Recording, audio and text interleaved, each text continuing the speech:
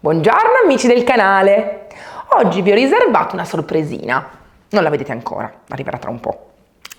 Ma è una sorpresa a cui lavoriamo da tanto, perché era un bel po' di tempo che volevo creare questa collaborazione e volevo avere la mano di questa brava artista su uno dei mobili che mi metto in casa, perché sapete che ormai per me è una droga, creare un qualcosa che mi piace, che adoro e mettermelo in casa. E spesso sento qualcuno che mi brontola e che mi dice anche questo metti in casa, sì. Però oggi avremo una bellissima, una bravissima aiutante che mi aiuterà, oltre che a ricreare lo stile che ho in testa, anche a far sì che questo mobile non sia dozzinale. Perché se voi lo guardate bene, sì, bello, una bella forma, sinuosa, ma non è un mobile antico, è una riproduzione. Sarà una riproduzione anni 80, anni 90. È in legno massiccio però, quindi sono molto contenta perché lo sverniciio e porto il piano a legno grezzo e lo faccio subito con voi, ma poi la farò lavorare insieme a me per far sì che si misceli bene l'arredamento, quindi dovrò utilizzare delle tecniche che lo vadano ad accomunare al bel tavolino che c'è sotto il quadro. Se volete andare a vedere l'altro video, magari lo potete trovare utile.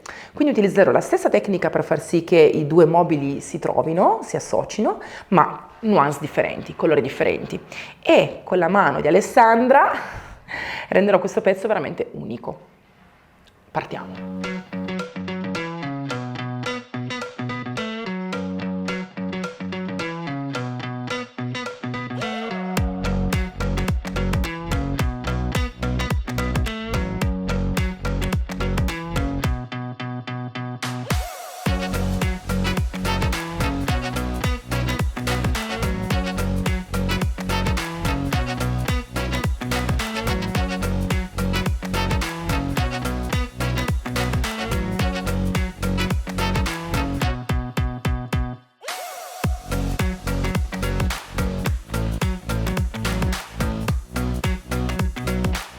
Parto sverniciando il piano superiore, per un motivo principalmente. Uno perché a me le vernici industriali lucidine non piacciono e due perché è piena di graffi.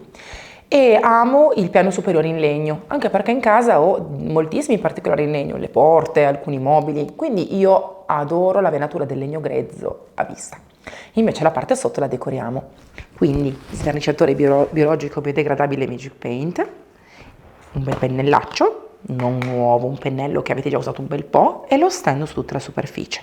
Ovviamente toglierò buonissima parte dei graffi, ma se una volta che ho asportato tutto alcuni graffi dovessero rimanere, non importa, con una spugnettina abrasiva molto delicatamente massaggio e tolgo alcuni segnetti.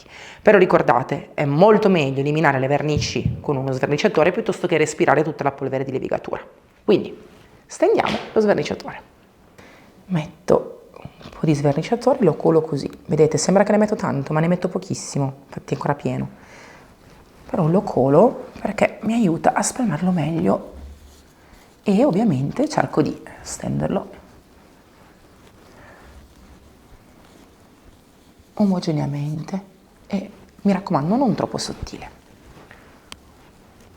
Prima di fare una sverniciatura completa di un mobile, se avete il dubbio che la finitura possa essere una plastificatura industriale, fate sempre un test su un bordino. Prendete un bordino del vostro mobile, con lo sverniciatore fate un test. Se toglie bene la vernice, vuol dire che non è una finitura industriale, vuol dire che è semplicemente una vernice e si può togliere con molta facilità. Se invece non viene via, non sprecate tempo e prodotto, vuol dire che una finitura industriale deve essere tolta in un altro modo. Io il test l'ho già fatto, guardate qui. Lo faccio sempre. Probabilmente qui si può notare ancora un goccino di scuro perché c'è anche un goccino di mordente, ma è veramente veramente facile eliminare il colore superiore. Quindi dopo la sverniciatura o la paglietta, la matassina di ferro con un po' di alcol, oppure una bella spugna strizzatissima con un po' di ammoniaca e si eliminano tutti i rimasugli, anche di mordente. Ovviamente facendo un test capiamo come ragiona il legno, come si comporta e sarà più facile, senza andare a mettere subito tutto lo sverniciatore sul piano e non capire perché non ha funzionato.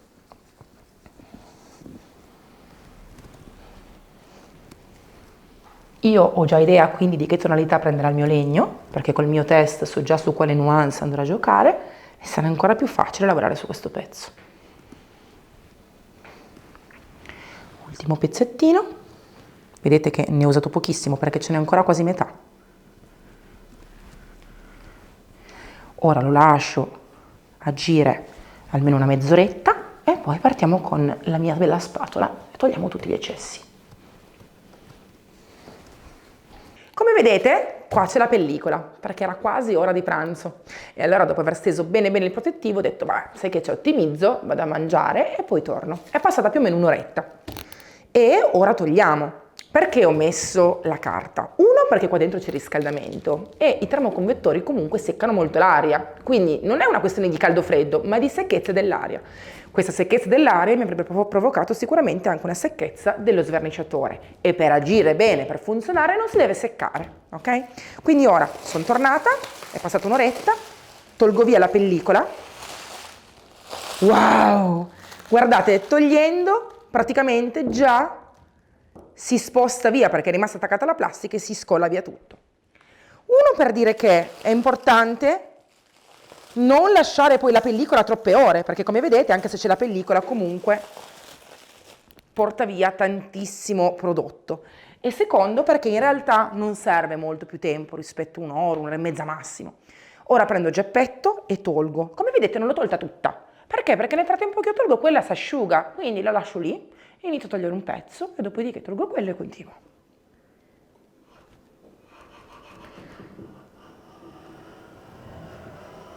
Vedete che in qualche punto è più secco? Perché qua si stava già asciugando, evidentemente era la parte esterna dove non c'era più tanta pellicola e quindi è passata un po' di aria. Guardate, si vede benissimo che qua c'è proprio la parte sciolta dell'impregnante vecchio che ha tinto. Vado nella parte esterna, insisto un po' di più, qua dove c'è un po' più di sverniciatore secco e tolgo bene via tutto. Quindi mi raccomando, non fate l'errore di lasciare troppo tempo lo sverniciatore sulla superficie, perché secca tutto e poi non viene via bene. Quindi invece di fare una cosa positiva lasciando troppo tempo lo sverniciatore, fate una cosa negativa, create un danno al legno. Ora io piano piano continuo, tolgo via tutti gli eccessi, guardate quando viene via com'è totale.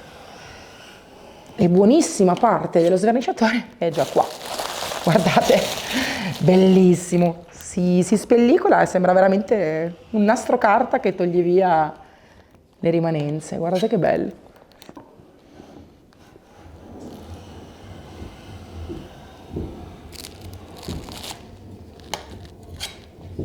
La sverniciatura è sempre diversa, dipende da che cosa c'è sul mobile, dipende da che prodotti sono stati usati, ci sono mille motivazioni per cui una sverniciatura non è uguale all'altra. Quindi se a voi non viene così, ma viene ancora in modo differente, è normale. Tolgo l'ultimo pezzo di carta e guardate, si porta via proprio tutto.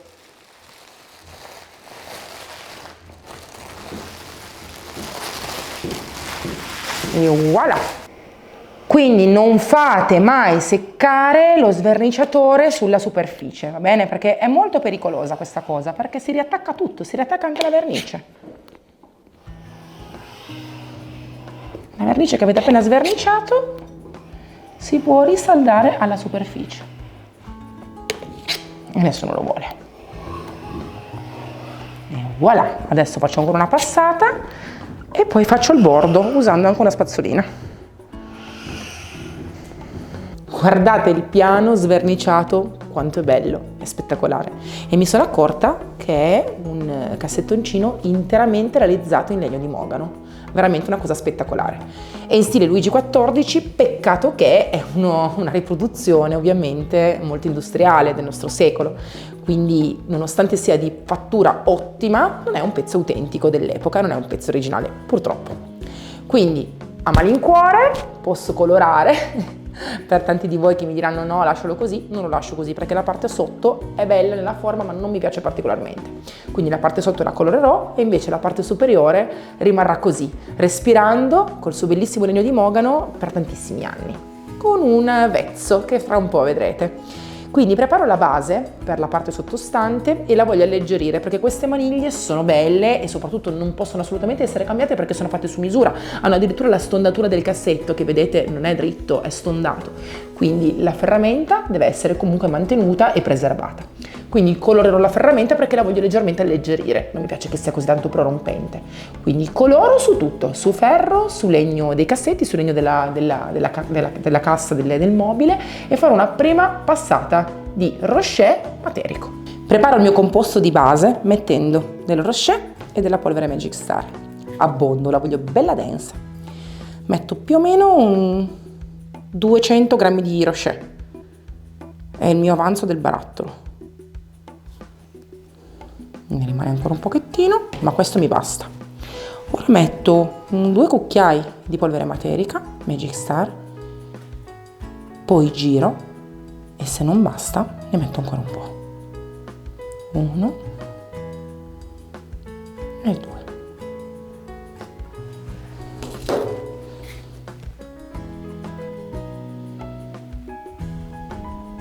Io giro sempre con il pennello, almeno amalgamo bene, non spreco nulla e diventa molto più morbida.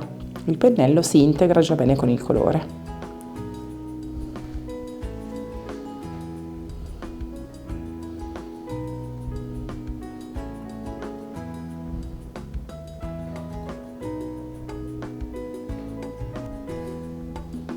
Guardate com'è bello, omogeneo e cremoso, sembra una vera crema. Ora partiamo con la base.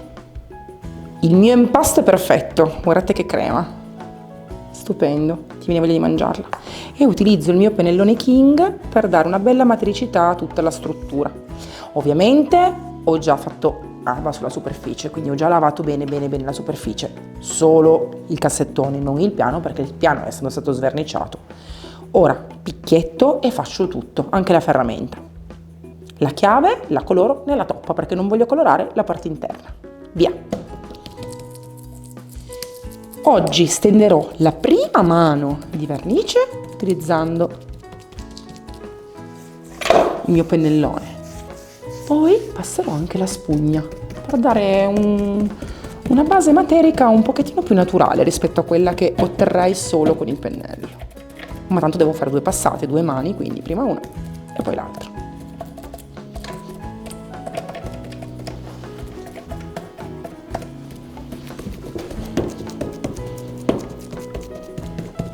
Ho già messo il nastro carta sui bordi in modo da non macchiare, non sporcare le guide perché non amo colorare le guide in questo caso. Scorre così bene che non voglio rischiare di dover carteggiare per poi far scorrere i cassetti. E procedo su tutta la struttura.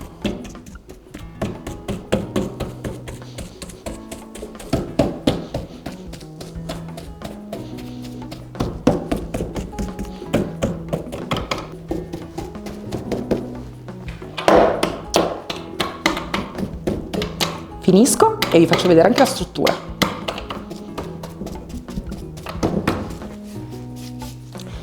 Prima stendo il colore in modo da andare bene anche nelle rientranze e poi picchietto. Mi raccomando, se questo pennello non è perfetto per voi, per la stesura, prendete anche un altro pennello. L'importante è che sia abbastanza tozzo e con una setola abbastanza grezza. Anche i pennelli da 50, da 60 vanno benissimo. E voilà, guardate che aggrappaggio, pazzesco. Continuiamo. Piano piano mi copro tutta la mia struttura, andando proprio in profondità. Vedete che anche se lucidissimo non ha assolutamente nessun problema nell'aggrappare bene.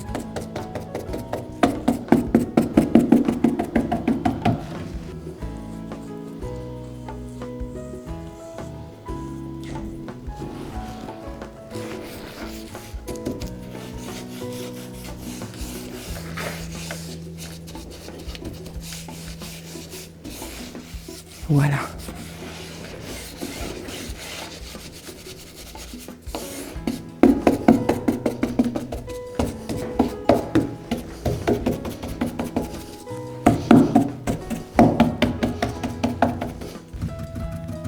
preso un pennello a punta perché mi aiuta ad arrivare ancora meglio all'interno dei miei fregini e non faccio fatica. E guardate qua, in un attimo, picchietto e copro tutto. È veramente facile.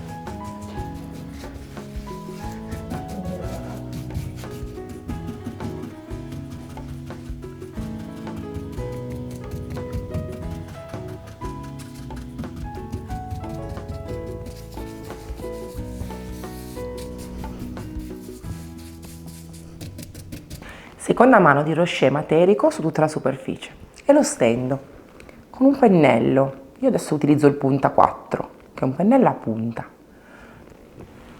Lo spalmo o con questo pennello qui o comunque con un pennello che ha le setole abbastanza grezzine. Potete fare sempre o la solita stesura picchiettando, oppure prendete una spugna naturale tipo questa e fate questo. Vedrete che la superficie sarà molto naturale. Quindi il pennello vi aiuta un pochino a stendere la superficie in modo omogeneo e non fare sprechi e a diciamo spalmare bene la pittura un po' ovunque, no? Anche nei punti in cui ovviamente la spugna non arriva, così. Ma poi diamo una matericità differente utilizzando la spugna, perché è ancora più naturale, è ancora più morbida. Guardate qua, bellissimo. E si evita un pochino l'effetto ragnatela, che è questo. Vedete, quando toglio il pennello rimane un pochettino la striatura del pennello, ecco.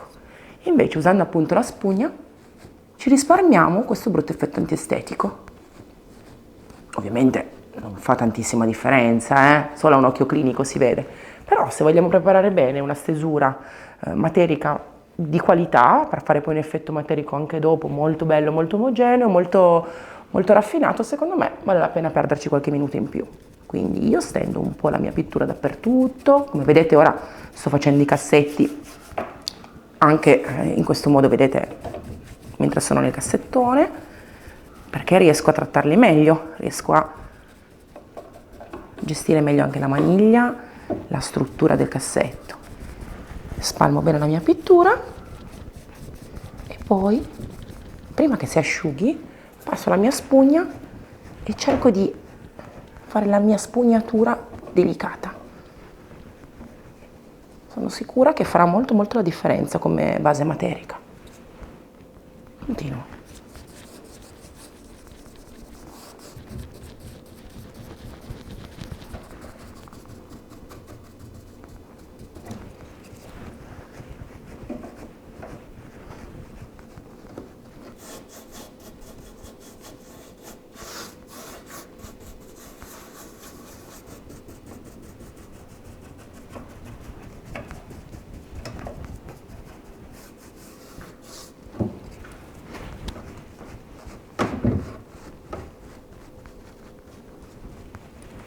Prepariamo una base un po' più liquida, fatta con 3 colori, perché voglio fare una miscellanea, voglio fare una tela colorata materica sulla struttura del mio cassettone.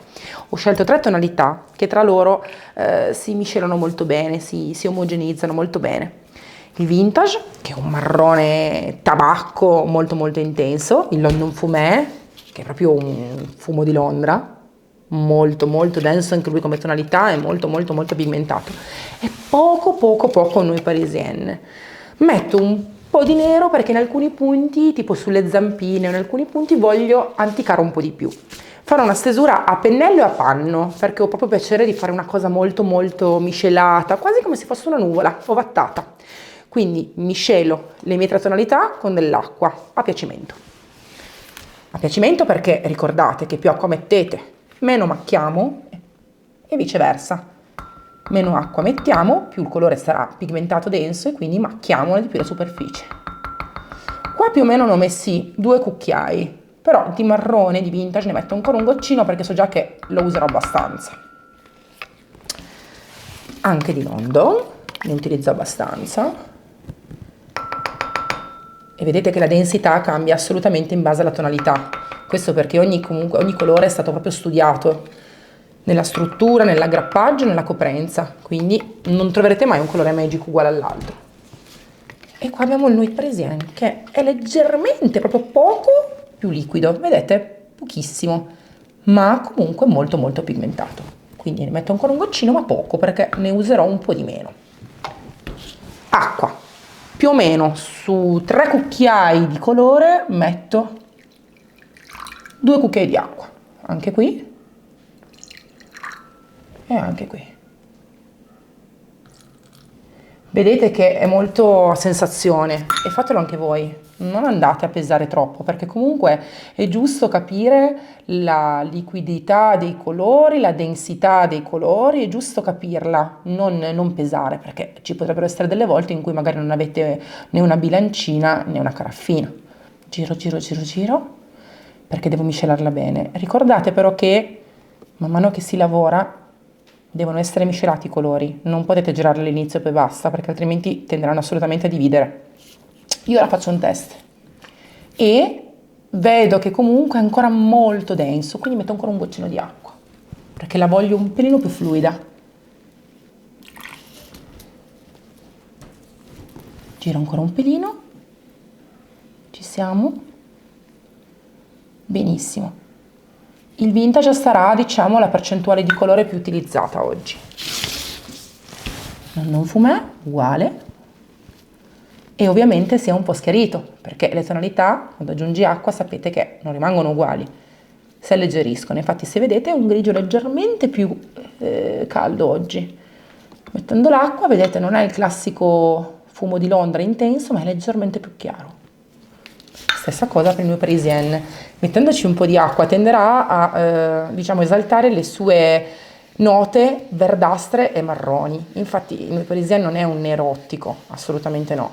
E se vedete ora ha diciamo un velo molto verdastro e marrone ed è la sua bellezza. Io parto girando sempre bene il colore e picchiettando sulla superficie. Inizio con 2 colori, inizio con il vintage e con il London Fumé. Il nero me lo tengo per dare profondità.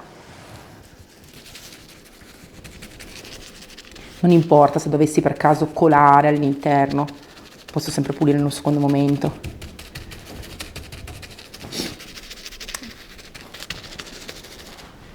Prendo la mia spugnettina, è asciutta e tampono in questo momento.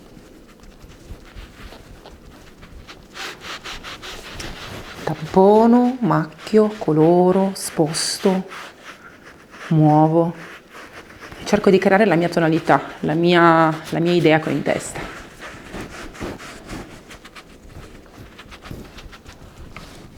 Continuo almeno fino a qua.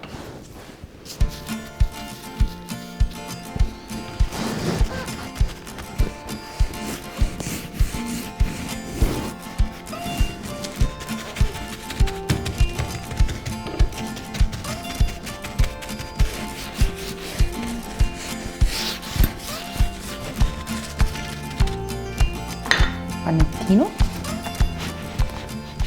e continuo. In certi punti vedete che picchiettando e sovrapponendo le tonalità cambiano, in alcuni punti sono più profonde, in altri sono più velate, come sulla vaniglia. E ora inizio a sfumare le mie tonalità anche con un secondo colore. Prendiamo un po' di London, che è un pelino più denso.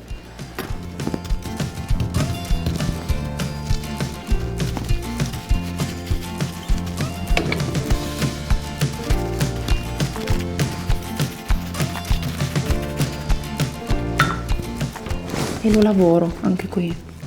Sappiate che la spugna è sempre asciutta, quindi non è fondamentale, mi raccomando, avere una spugna umida. La spugna umida usatela solo se non siete sicuri di quello che avete fatto e volete alleggerire o eliminare un po' di colore.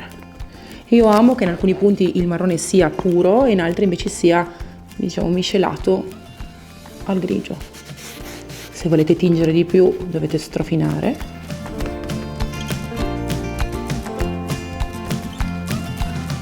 Andrò poi dopo anche a ritoccare i bordi con un pennellino magari più piccolo, però prima voglio aspettare la completa asciugatura, altrimenti mischio troppi colori. Chietto.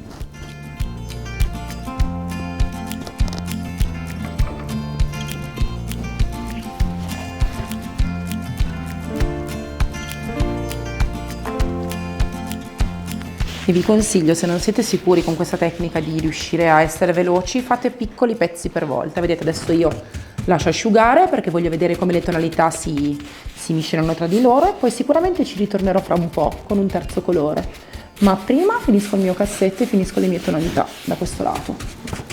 Cambiate anche spesso lato, sopra e sotto, in modo da avere la garanzia di aver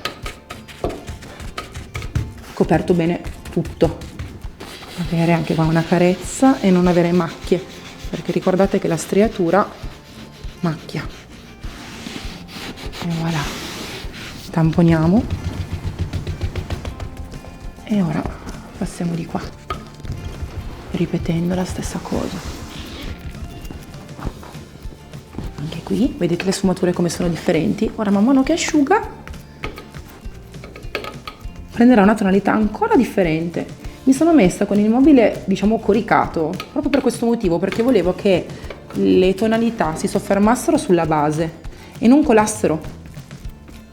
In questo modo sono proprio cariche di pigmenti e sono differenti.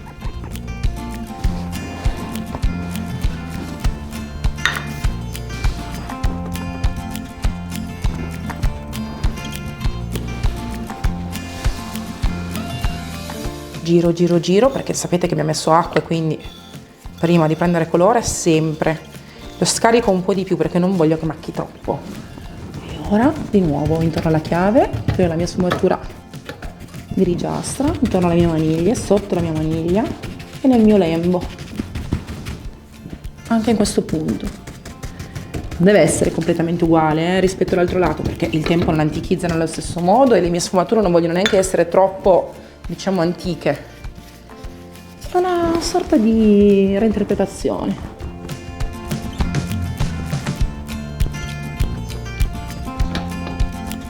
Ecco qua, senza togliere troppo ovviamente, ma miscelando le tonalità anche qui.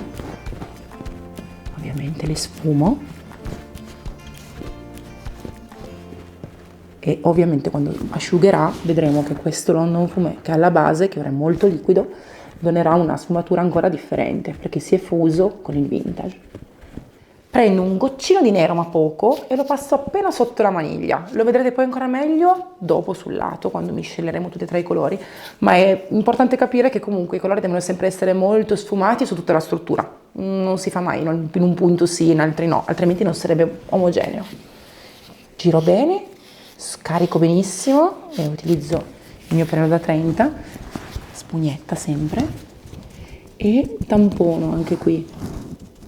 È una cosa che facciamo appena ora che c'è la superficie abbastanza asciutta, ma comunque ancora con qualche rigolo di pittura sotto. Vedete come si possono mischiare? È una cosa che forse a occhio nudo quasi non si percepisce, ma vi assicuro che dal vivo si nota tantissimo. Quando sono asciutti i colori cambia totalmente. Adesso sembra quasi che sia una sfumatura, no? Quasi impercettibile, ma quando sono asciutti si nota proprio tanto. Lavoriamo nella parte bassa, ma misceliamo bene. E quando metterete giù la maniglia, anche sulla maniglia, un pelo, andando in profondità. Ecco qua. Sicuramente la tonalità che ha preso la nostra maniglia è leggermente più scura e si vede, quando è asciutto si vede. Stessa modalità faccio laterale, che sarà un pochettino più, diciamo, difficile, perché le parti molto più lisce sono più difficili che quelle lavorate, anche se sembra il contrario. Quindi mi raccomando, non dovete avere intorno delle fonti di calore dirette perché vi asciugano ancora più in fretta la vernice e dovete essere ancora più veloci. Però cercate su superfici lisce di essere un pochettino più veloci. Ora io lavoro un po' di più a macchie facendo la parte esterna prima, in questo modo, quindi lavorando il mobile nella parte esterna prima e vado verso la parte interna.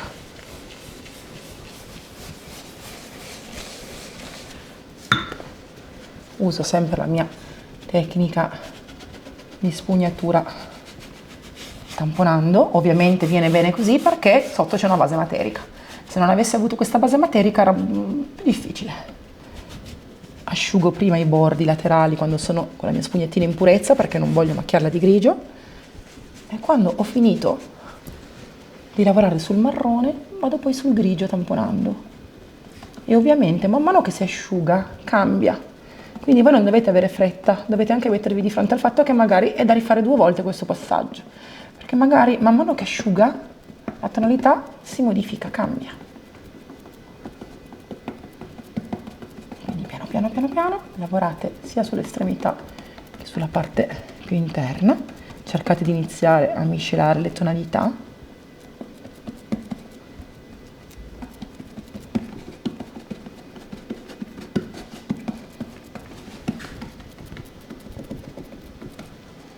Poi tornate anche con il marrone. Prendiamo il pennello, lo scarico moltissimo e vado a lavorare ancora la parte esterna perché la voglio, diciamo, scaldare.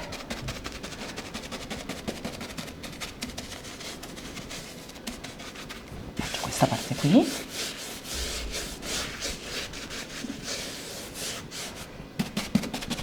Vado qua. Lavoro su questa parte. Se volete alleggerire un po' il colore, prendete la spugna, lo girate un pochettino, che sarà leggermente più pulita, e continuate a tamponare la vostra superficie. Se non volete usare questa spugna, potete usare anche una spugna naturale, sarà bellissimo l'effetto. Può essere utilizzata anche in questo caso per assorbire e puntinare, ma sono 2 effetti completamente differenti. Guardate, quello naturale come fa una matericità molto più evidente, e invece l'altra.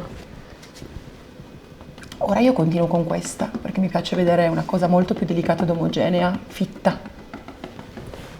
Ricordate anche che da una parte ha questo pellettino corto, dall'altra il pellettino un pochettino più lungo, e anche in questo caso cambia. Guardate come cambia la spugnatura, cambia moltissimo.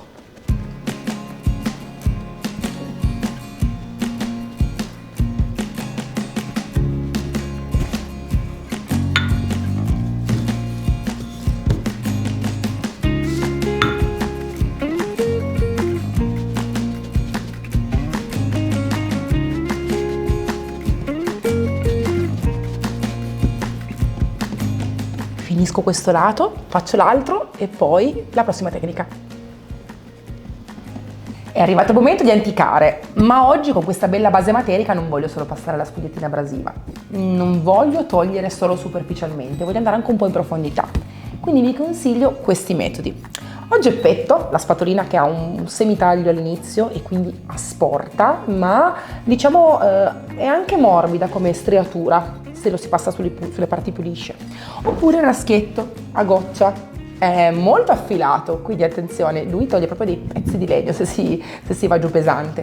Quindi attenzione, ma è un ottimo alleato per, diciamo, fare delle belle finiture e delle anticature un pochettino più profonde. Poi tenetevi vicino anche delle spugnettine abrasive, perché in alcuni punti magari bisogna andarci più piano.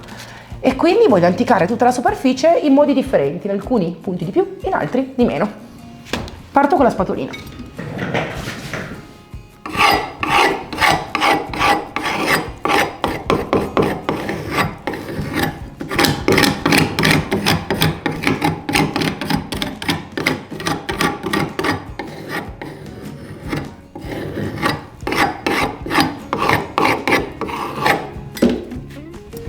Se usate una spugnettina abrasiva, c'è quella più grezza che è una media o quella più fine. Prima di usarle comunque schiacciatele molto bene perché saranno leggermente più morbide.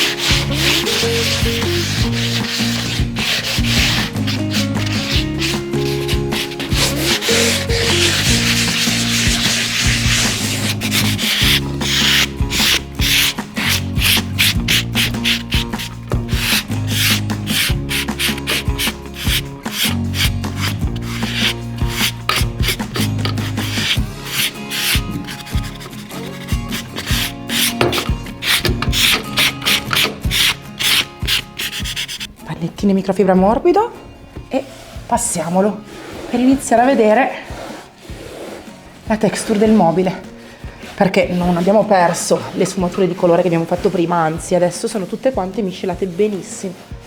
Guardate, viene finalmente scoperta la natura del mobile, guardate. Andiamo a vedere davanti.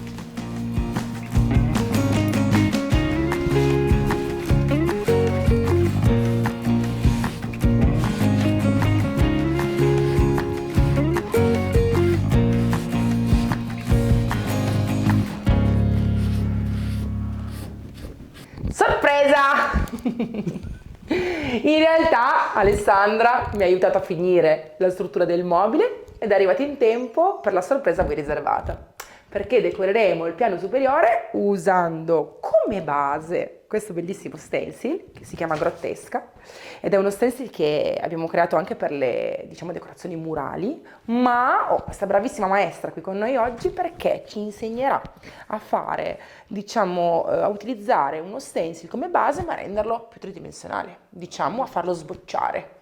Allora, dimmi un po' come ti chiami. Mi chiamo Alessandra. Elia? Elia. Ed è una bravissima, posso dire, restauratrice e anche decoratrice. Sì. Diciamo soprattutto mi trovo molto bene con lei perché abbiamo dei gusti molto affini.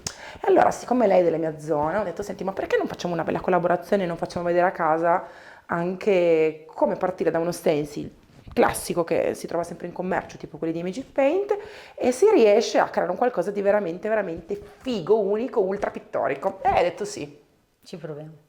Quindi all'opera, lei mi ha già aiutato ad anticare tutto il cassettone perché comunque è bravissima anche nel fare il restyling e restauri anche sui mobili, quindi fa anche questa cosa bellissima, e tu fai anche dei bei corsi, vero? Quindi a chi vuole imparare si può, diciamo, buttare nel chiedere magari un corso di decorazione e pian pianino si parte e si cerca di copiare qualche tecnica, diciamo, che ai suoi livelli è già proprio comunque, diciamo, da professionista. Ma qua oggi imparerete anche voi con me. Partiamo? Partiamo. Abbiamo barato e abbiamo già messo i segni di dove andrà posizionato lo stencil per far prima e non farvi annoiare. E quindi noi ora andiamo dritti. Abbiamo preso il centro con questo pezzo di carta qui e questo è per andare dritti, in modo da fare il nostro stencil di base bello preciso. Allora, io non faccio nulla adesso, fa tutto lei. Me lo tieni? Io lo tengo, sono furba. E cosa fai?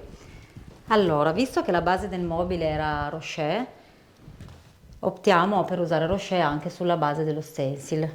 Quindi io adesso Vai. di tamponcino Rocher. Ti piace il rocher come colore?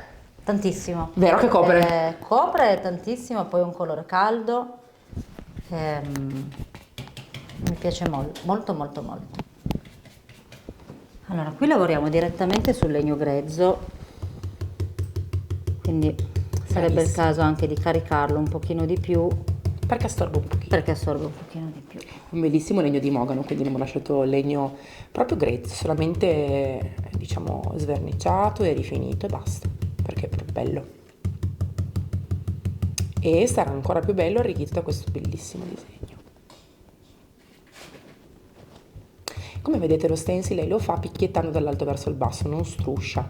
Fate esattamente la stessa cosa, mi raccomando, perché sapete che se strusciate potete rischiare di sbavare. Invece picchiettando dall'alto verso il basso e scaricando il tamponcino apposito per lo stencil non si rischia di sbavare. Ci mettiamo un po' di più, ma chi fa piano se ne va lontano. Giusto. Con il solito egoismo che mi distingue, questo cassettone andrà in casa mia. E quindi un consiglio che noi diamo è, prima di partire con un restyling del genere, magari studiare un pochettino l'ambiente che lo ospita. Perché Alessandra, dicelo un po' tu. Beh, diciamo che l'ambiente va sempre studiato perché ogni mobile va comunque contestualizzato, soprattutto per quel che riguarda una decorazione tridimensionale. Va sempre studiato perché è importante capire da dove arriva la luce. Bravissima. Quindi cerchiamo di capire dove vogliamo posizionare il mobile, osserviamo quali sono le fonti di luce diretta, quindi una finestra piuttosto che una porta finestra, una vetrata, e così cerchiamo di capire un attimino da che parte arrivano le luci e di conseguenza in quale punto ci saranno le ombre. Certo. Questo credo che sia importante perché in questo modo uno stencil tridimensionale è ancora più veritiero. Esatto, brava, noi l'abbiamo studiato, infatti l'ho già fatto vedere l'angolino di casa mia dove metterò questo angolino molto bello all'ingresso dove metterò questo bel cassettoncino e quindi lei sa già come lavorare dopo. In realtà abbiamo scelto una lavorazione abbastanza semplice, vero? Sì. Avremmo potuto fare una cosa più complicata, però non siamo qua per far vedere come siamo bravi, siamo qua per insegnare a casa anche a, diciamo, 2 o 3 tecniche particolari, come impugnare il pennello, come partire, come prendere sicurezza anche con certi tipi di decoro, perché lo stencil è bellissimo ma può avere 1000 sfaccettature e quindi è giusto, no? Dare Certo. le impostazioni anche per partire bene. Certo, perché così come è importante avere un buon colore, è importante Certo. anche avere il tipo di pennello giusto Esatto. e una diluizione anche giusta del colore. Certo. Adesso ne finiamo tutto lo stencil e poi iniziamo con i giochi di colore. Magari per velocizzare, una volta che l'hai fatto, asciughiamo col phon? Sì, perfetto. Ok, stencil finito, adesso lo alziamo e vediamo com'è venuto.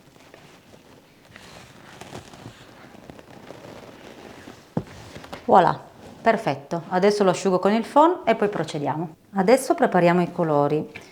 Noi useremo un tono di luce e un tono di ombra. Per la luce useremo il clear sand, che in questo caso allunghiamo un pochino con l'acqua.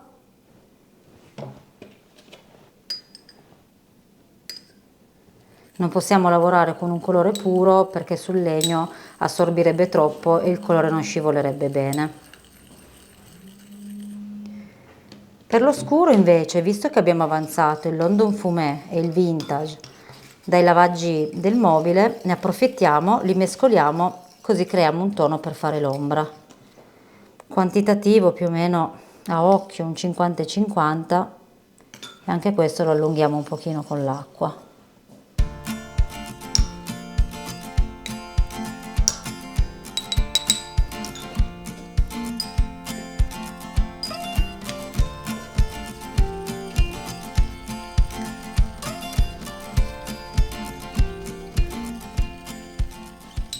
Adesso proviamo le 3 tonalità per vedere se stanno bene insieme. Quindi partiamo dal Rocher, che era è la nostra tonalità di base con cui abbiamo fatto lo stencil, che è questo colore molto caldo, molto intenso. Andiamo ad aggiungere l'ombra.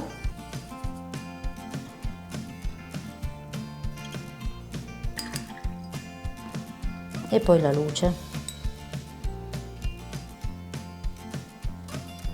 Ok, queste saranno le nostre 3 tonalità, che sono le stesse tonalità che abbiamo utilizzato per il mobile. Adesso andremo ad applicare l'ombra e la luce. Come dicevamo prima con Elisa, è sempre importante contestualizzare il mobile. Questo perché? Perché quando abbiamo un decoro dobbiamo capire da che parte arrivano le luci, da che parte arrivano le ombre. In questo caso abbiamo studiato l'ambiente e abbiamo visto che il mobile verrà inserito in una stanza molto ampia, senza una luce diretta, senza una fonte di luce diretta. In questo caso, che è la maggior parte dei casi in cui si trovano i mobili, si usa una convenzione, che è un piccolo trucco, che è quello di far partire le luci dall'alto a destra, quasi come se noi avessimo una lampadina che illumina l'oggetto. Quindi tutte le parti verso destra in alto saranno in luce, tutte le parti in basso a sinistra saranno in ombra. Adesso vi spiego in pratica come funziona. Un piccolo trucchetto: quando dovete fare dei tocchi di colore usate un pennellino fine. Questo è uno dei pennellini del set di Elisa, è una punta 0. Usate questo perché vi permette di fare delle linee molto sottili e di lasciare il colore di base in evidenza. Visto che sono proprio solo tocchi di luce e di ombra, non fate una linea così. La tendenza è quella di fare una linea retta, così. Non fate mai una linea così perché deve essere un tocco di luce. Quindi prendete il colore, lo scaricate un pochino e poi fate così. Appoggiate la punta del pennello, premete e poi lasciate, quasi a formare una goccia. Quindi appoggiate, premete e lasciate. Adesso partiamo a mettere le ombre. Quindi, come dicevamo prima, consideriamo di avere una luce che arriva dall'alto a destra, che ci illumina il soggetto. Quindi, partendo con le ombre, andremo a lavorare sulla parte bassa e sinistra dell'elemento. L'elemento in questione è questo, quindi noi cosa faremo? Punta, premiamo, lasciamo. Punta, premiamo, lasciamo. Carichiamo di nuovo il colore, scarichiamo l'eccesso e andiamo a lavorare qui. Quindi punta, premiamo e schiacciamo. Non importa che l'ombra abbia un inizio e una fine che corrisponda con il colore di base, anzi è anche più realistico se non è così. Proseguiamo. Come vedete io uso sempre il mignolo come appoggio perché mi aiuta a far tremare un pochino meno la mano e a stancare un pochino meno il polso. Voi troverete il vostro modo per lavorare in maniera comoda.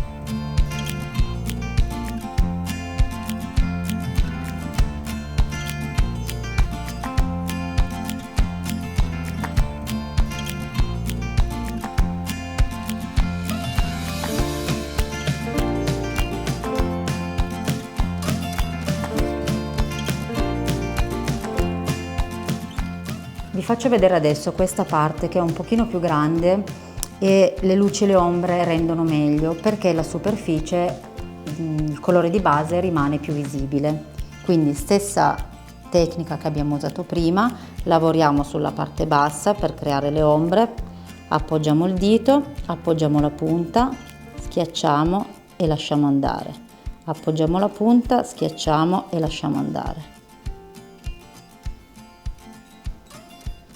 Anche qui in questa parte un pochino più grande appoggiamo la punta, schiacciamo e lasciamo andare. E così via per tutto lo stencil.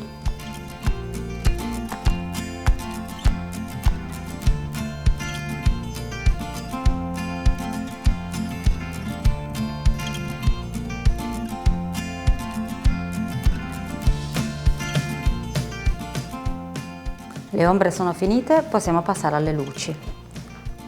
Stessa cosa di prima, mescoliamo un pochino il colore, lo scarichiamo, se c'è un eccesso lo scarichiamo anche sul fazzoletto di carta e partiamo.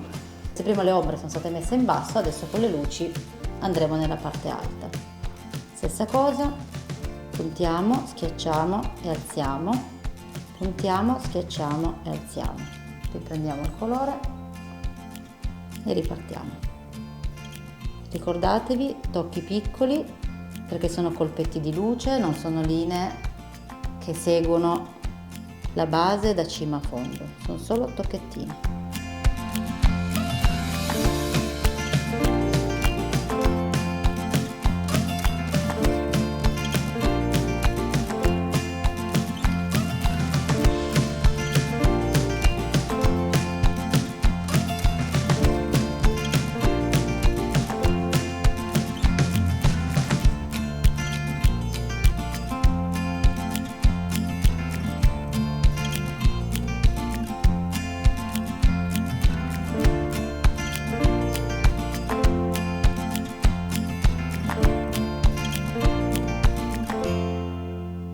Vediamo che puntuale. Quasi finito. Ah, ma sai che potrei prenderci l'abitudine di invitarti qui da me Davvero? e di farti decorare tutto? Sono voluta andare di là perché mi volevo riservare un po' di sorpresa, nel senso che io so già che lei è bravissima e avevo un'idea di quello che avrebbe creato, ma è sempre bello su un pezzo che poi rimane a te avere un effetto sorpresa. Brava. Sei contenta? Ti piace? Molto. Perché comunque il primo step è essere felici noi di quello che stiamo facendo e poi ovviamente il cliente. E tu cliente sei contenta? Bellissimo, mi piace tantissimo. Però adesso noi lo giriamo, così facciamo vedere lo stencil che hai fatto tu, come sta col cassettone, prima di finire. Ok. Devo proteggere questa meraviglia in modo che rimanga qua per tantissimi anni. E quindi passo un velo di cera jasmine. Tu l'hai già usata? Tante volte. Spettacolare. Buona. Spettacolare, di qualità elevatissima e poi comunque sapete che la protezione che offre è veramente eccezionale perché ha una percentuale di bacca di carnauba elevatissima e protegge tanto anche dai graffi e dagli urti. Quindi il piano superiore non voglio assolutamente, diciamo, alterare il suo bel disegno e quindi la proteggo solo con la cera trasparente. Passiamo alla cera trasparente anche sulla struttura e poi però l'antichizziamo un po'. Mi aiuti? Ti aiuto. Un po' di cera anticante la voglio passare. Per far ravvivare bene il legno, mi raccomando, ricordate sempre che è meglio passare la cera con la pennellata incrociata, quindi prima un senso e poi l'altro per ovviamente coccolare bene il legno nella lunghezza. Quindi mi raccomando, entrambi i versi, ok? E se ne mette poca, non se ne mette troppa, perché mettendone troppa è controproducente. Quindi non pensate di proteggere di più mettendo più cera, perché non è così. Ovviamente il disegno guardate come sboccia perché nel momento in cui il legno si ravviva, protetto dalla cera, si scurisce di qualche tonalità e lo stencil prende proprio vita, vedete? Piano piano, delicatamente. Ti fidi? Vado avanti? Vai avanti. Un consiglio che possiamo dare, Elisa, Sì? è sempre di ragionare, oltre al discorso luce e ombre, anche al tipo di finitura o patinatura eventuale che si vuol fare, perché se si vuole eventualmente fare una patinatura colorata è meglio magari usare per le luci, anziché un clear sand, magari un soffio o un cotton che sono più bianchi, perché si abbasseranno leggermente di tono se nel caso si dovesse fare una patinatura colorata. Hai ragione. In questo caso non ne Sì. abbiamo bisogno perché è trasparente. Esatto, se io qua sopra avessi messo una cera Wood Parfum per esempio avrebbe scurito un po' troppo la luce che lei ha dato col clear sand e quindi in questo caso magari era meglio appunto come dice lei passare sulle luci il soffio che era più bianco e rimaneva molto più evidente rispetto al clear. Però io oggi non tocco nulla, faccio la brava, proteggo e basta e mi diverto a patinare solo la base sotto del cassettone.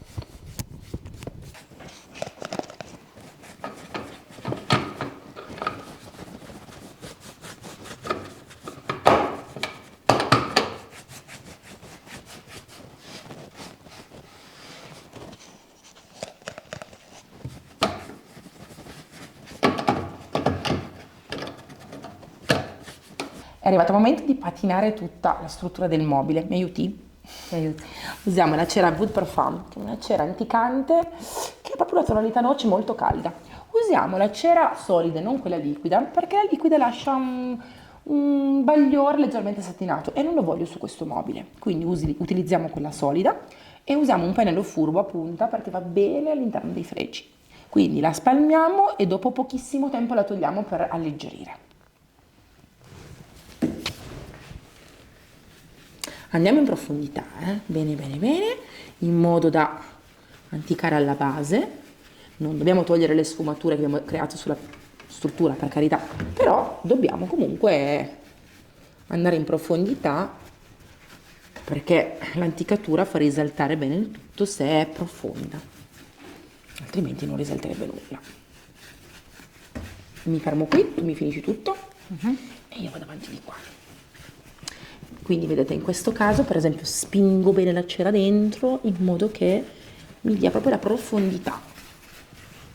Anche in questo caso vado di qua, schiaccio bene e poi non lascio passare troppo tempo perché altrimenti più aspetto e più macchia, e uso il mio straccio non dalla parte del peletto più lungo ma dalla parte del peletto più corto perché toglie un po' di meno.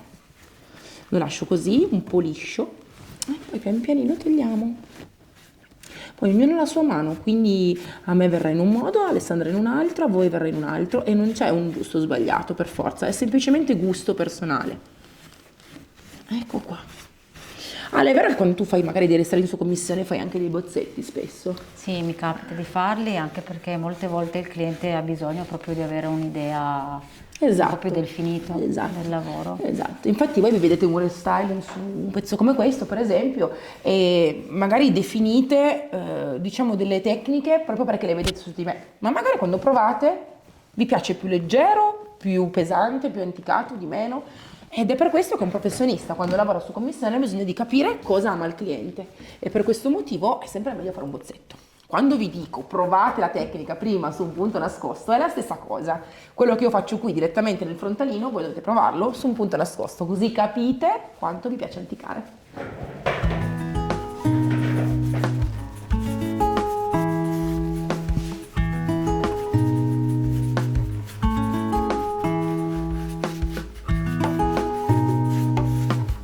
Lavoro su piccole campinature perché almeno mi rendo conto, asciuga meno velocemente e capisco pian pianino quanto anticare.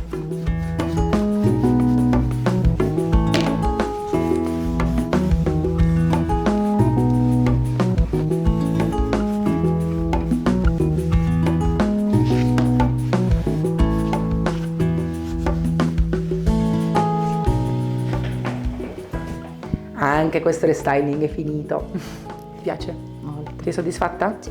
Anche tu? Molto. Poi me lo metto in casa, quindi devi piacermi per forza, guai, Forza. Allora, voglio solamente darvi riferimenti perché dovete trovarla. Se volete contattarla anche magari per un corso, per un restyling su commissione, per qualsiasi cosa. Quindi dai le tue pagine, Facebook, Instagram. Pagina Facebook e Instagram, Alessandra Elia Terra d'Ombra. E mi raccomando, cercatela sul gruppo I Love Magic Paint perché lei ha fatto un sacco di restyling con Magic in realtà, e quindi potete già andare a vedere i suoi restyling e vedere cosa ha combinato perché è proprio brava. Adesso lasciamo asciugare il mobile perché abbiamo fatto un sacco di lavoro, abbiamo steso la cera di nuovo fresca adesso, quindi deve asciugare e star fermo lì. Lo porto poi in casa e lo voglio ambientare per fare le foto finali e far vedere a casa ancora i dettagli, perché i tuoi dettagli del tuo stencil si vedranno ancora meglio con delle belle foto finali. Ale vi saluta. Ciao, ciao a tutti. Anche questo restyling è finito. Sono veramente felice di aver collaborato con Alessandra, ha dato un tocco speciale a questo mobile. Mi piace veramente tantissimo, sta benissimo con l'ambiente, molto caldo, molto caloroso, molto come sono fatta io, diciamo, sono le tonalità perfette per il mio essere. Quindi mi raccomando, se volete copiare questo restyling fatelo pure, ma ricordate che nessuno copia nulla veramente alla fin fine, perché tutti quanti noi dobbiamo sempre fare un restyling in base alle tonalità della nostra casa. Quindi ricordatevi sempre che deve esserci una tonalità calda se la vostra casa è calda, più moderna, magari più fredda se la vostra casa è più contemporanea e con tonalità magari più fredde. Sono felicissima di mettere anche sopra questo bellissimo quadro che mi ha regalato Alessandra ed è veramente molto molto bella. L'arte non smette mai di stupire. Ciao!